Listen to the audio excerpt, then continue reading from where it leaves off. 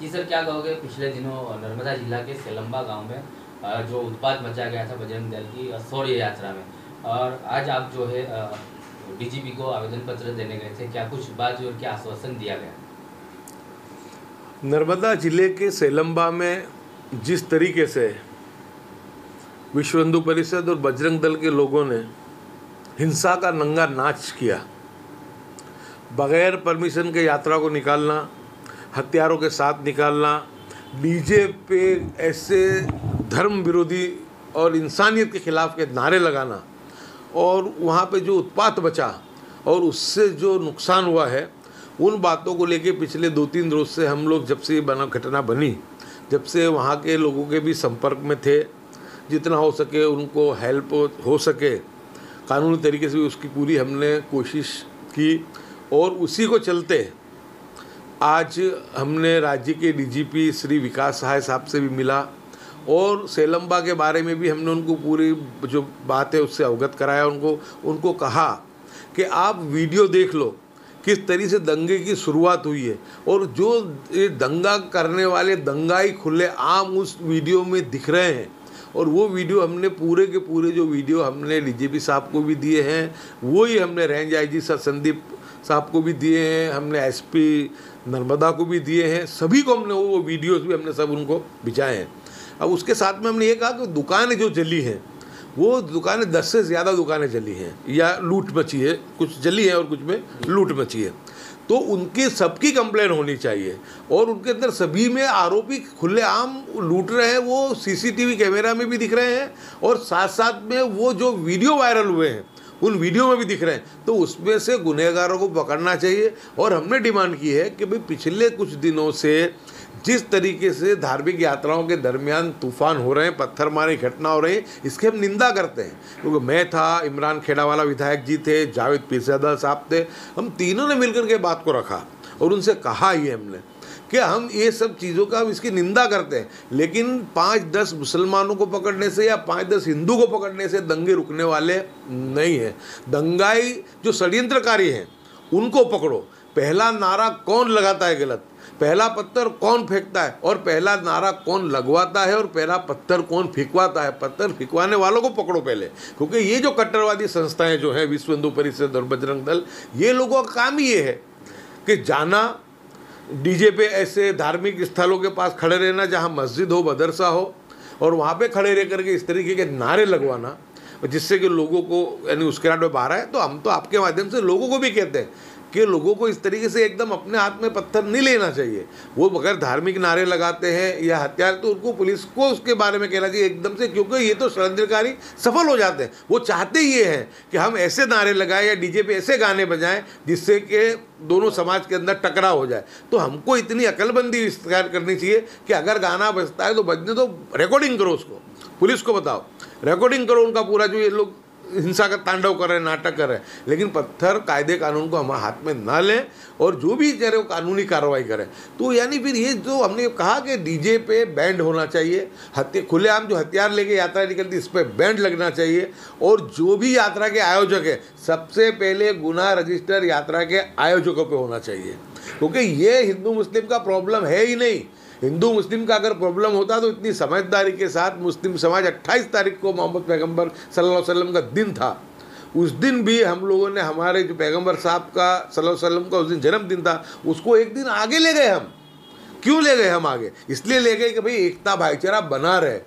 और जब बहुत खुशी की बात है कि जब 29 तारीख को जब जुलूस निकला, तो जो संत समिति के अध्यक्ष है गुजरात के महंत दिलीप दास जी, उन्होंने आगे ईद मिलादुन नबी के जुलूस को ग्रीन सिग्नल बताया। यानी हिंदू मुस्लिम का कोई प्रॉब्लम, पादरा की बात करूँ, जब ईद मिलादुन नबी का जुलूस निकला तो हिंदू समाज के लोग आए, दरगाह पे वहाँ पर खड़े रह के सबने सम्मान किया। तो जब हिंदू मुस्लिम समाज एक दूसरे की धार्मिक भावनाओं का आदर कर रहा है, कदर कर रहा है, तो फिर लड़ाता कौन है? अब पादरा की घटना ले लो कि आगे घटना बनती है, उसके बाद विश्व हिंदू परिषद और बजरंग दल के 2000 लोग जा करके पुलिस स्टेशन को घेर लेते हैं और घेर करके एक तरफा कंप्लेन करवाते हैं। वहाँ पे सामने पक्ष की कंप्लेन भी नहीं ली जाती है। मंजू सर के अंदर दंगा हुआ, गलत नारे लगे, जो यात्रा निकली उसमें पत्थर मारा हुआ, सिर्फ एक ही समाज के खिलाफ FIR नहीं हुई। एक हुई और एक के सामने बिल्कुल ही नहीं हुई, तो ऐसा तो कैसे चलेगा? ताली दोनों हाथ से बजती है। हम हिंदू मुस्लिम में कभी पढ़ते नहीं, हम तो कहते हैं कि हिंदू मुस्लिम एक रथ के दो पहिए के समान है। हम तो ये कहते हैं गुनहगार कोई भी उसका धर्म जाति नहीं होती है, गुनहगार को पकड़ो। अगर मुस्लिम है उसको भी कड़क से कड़क सजा होनी चाहिए, और सामने अगर कम्युनिज्म से अगर हिंदू भी है वो, तो उसको भी होनी चाहिए। दंगा रोकना है तो अगर तुम जब तक इंसाफ से कार्रवाई नहीं करोगे, सही लोगों को जो सच्चे गुनहगार उनको नहीं पकड़ोगे, और 5 मुस्लिम और 5 हिंदू पकड़ के तुम अगर उसको खाना पूर्ति करने की कोशिश करोगे, दंगे कभी भी रुकने वाले नहीं हैं। इसलिए हमने आज बहुत ही तरीके से सलीके से उनसे बात की है। सेलम्बा के लिए भी बात की कि वहाँ बहुत खौफ का माहौल है, लोग अपने घर छोड़ के चले गए बाहर, वहाँ शांति भाईचारे का माहौल बनाओ, लोगों को वापस लाओ, शांति समिति की मीटिंग बुलाओ, और गुनहगारों को बगैर किसी पूर्वग्रह के, बगैर किसी भेदभाव के, जो वीडियो जो आए हैं, जो सीसीटीवी कैमरा है उसमें खुला दिख रहा है कि किस तरीके से हिंसा का तांडव हो रहा है, तो उसके अंदर जो भी लोग शामिल हैं, चाहे वो हिंदू या मुस्लिम हो, उनके सामने सख्त सख्त कार्रवाई करो, और शांति सद्भावना का जो माहौल है वहाँ पे बने। और आपके माध्यम से ही हम गुजरात के जो सामाजिक आगेवान हैं, जो तंजीम है, उनसे भी अपील करते हैं कि सेलम्बा के जो लोग हैं वो बहुत गरीब लोग हैं, उनकी आर्थिक मदद भी कुछ लोग वहाँ पर जा कर के करें। और जो बिल्कुल जिनकी दुकानें, जो 10-12 दुकानें तबाह हो गई हैं, उसमें 5-7 लोग तो बहुत ही गरीब हैं कि वो किससे उनका रोज़गार चलाएंगे। तो हम सभी से अपील भी करते हैं कि जो हमारी तंजीमें और जो हमारे सखी दाता हैं वो भी वहाँ जाएं और उनका कारोबार फिर से शुरू हो, ऐसी उनको पूरे गुजरात का जो समाज है वो निकल के उनको वहाँ पे जा कर के मदद करे, ताकि उनके जो आज वो बिल्कुल बर्बादी की कगार पे खड़े कि कल कैसा जाने वाला उनको पता नहीं है। तो उनको समाज को मिल कर के ऐसे लोगों को फिर से खड़ा करने की कोशिश करनी चाहिए। तमाम लोगों को अपनी तरफ से जानी माली जो हो सके वो जायज़ तरीके से उनको मदद करने की हम सबसे अपील भी करते हैं। जी सर, उम्मीद है डीजीपी साहब से आपने ये बात भी कही होगी कि जिस महिला ने पत्थर नहीं उठाया लेकिन उसको रिकॉर्ड करने के लिए, गुंडागिर्दी रिकॉर्ड करने के लिए मोबाइल उठाया, उसी महिला को कानून के विरुद्ध जाकर पुलिस ने सूर्यास्त के बाद किसी महिला को जो अरेस्ट करने जाती है पुलिस, और वो तमाम जो घटना है वो भी कैमरे में कैद होती है, तो उसको लेकर आपने कुछ रजूआत की है डीजीपी साहब? उस बहन का फ़ोन जिस वक्त पे रात को 12 बजे पीएसआई पाटिल और उनके लोग गए थे, उस वक्त में उस बहन का फ़ोन मेरे पास ही आया था, और उसी वक्त मैंने नर्मदा के डीएसपी को रात को 12:30 बजे फ़ोन करके कहा था, कोशिश की थी कि उनसे बात हो, लेकिन उनसे बात नहीं हुई, तो उनको मैंने टेक्स्ट मैसेज किया। उसके बाद पीएसआई पाटिल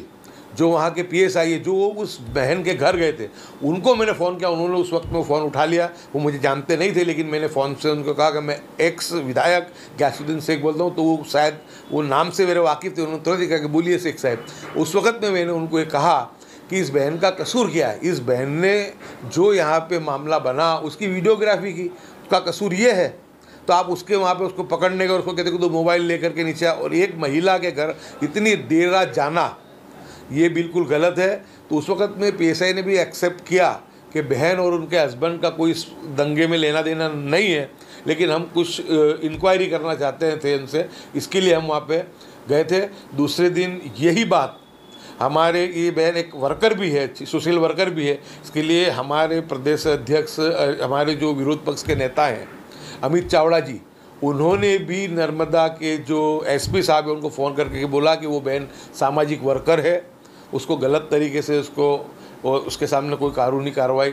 मत करना। तो उस वक्त में एसपी ने भी कहा कि नहीं, वो हमको भी पता है कि बहन कोई उस चीज़ में नहीं है, इसलिए हमको पूरा भरोसा और पूरा यकीन है कि उस बहन को इंसाफ मिलेगा। और हमको भी जो माहिती है कि वो बहन और उसका हस्बैंड किसी गुनाह में शामिल नहीं है। उन्होंने जो वीडियोग्राफी की थी, और वो वीडियोग्राफी इतनी ज़बरदस्त वीडियोग्राफी थी कि पूरा का पूरा जो सेलम्बा का जो ये हिंसा का जो नंग तांडव हुआ है वो उसमें रिकॉर्ड है। पुलिस को तो उस बहन का आदर सम्मान करना चाहिए, उसके रिकॉर्ड लेके पुलिस को तपास करने की ज़रूरत नहीं है। वो वीडियो ले लो, वो वीडियो हमने पुलिस को भेजे हैं, सिर्फ उस वीडियो को तपास कर लो, आपको दूसरी तपास करने की कोई ज़रूरत नहीं है।